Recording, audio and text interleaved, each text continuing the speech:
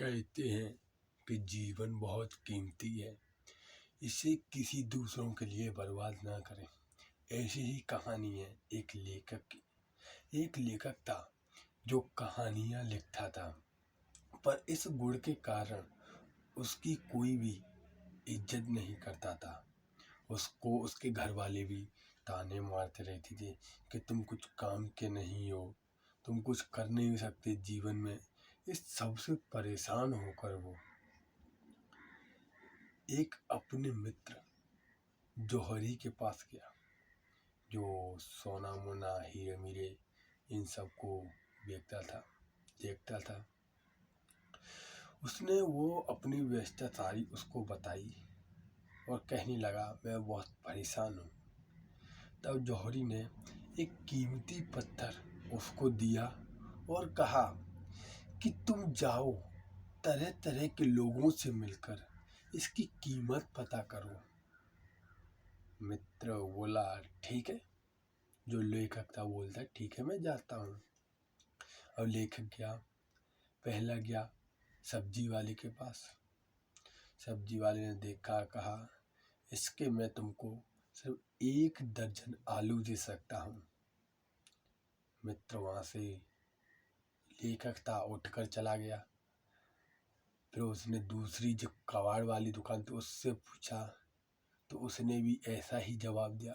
फिर वो तीसरी दुकान थी जो कि वैसी होती है ना, कपड़ों की, उसके पास गया तो उसने बोला, अरे इसकी कोई कीमत नहीं है, इसको क्या है, मैं 1000 रुपये दे दूंगा, तुम मेरे को दे जाओ, थोड़ा चमकीला है, धरा रहेगा मेरे पास में।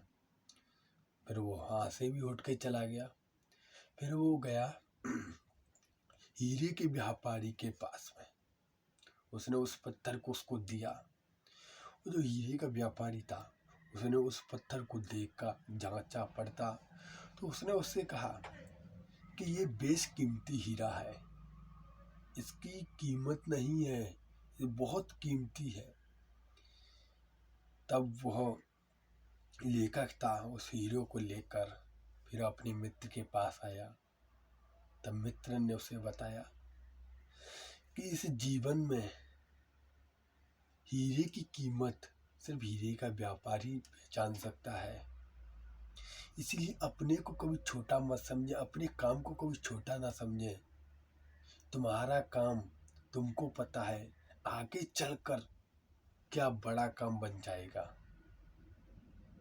है या नहीं। तब वो जो लेखक था वो भी समझ चुका था और अपनी मेहनत में लग चुका था। आगे चलकर वो एक लेखककार के रूप में प्रस्तुत हुआ।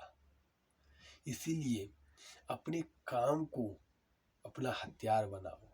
कोई कुछ भी कहे, लेकिन अपने काम पर विश्वास रखो कि मैं इस काम में सफल होऊंगा और जीवन में सफल होके ही रहूंगा। ध्यान रखें।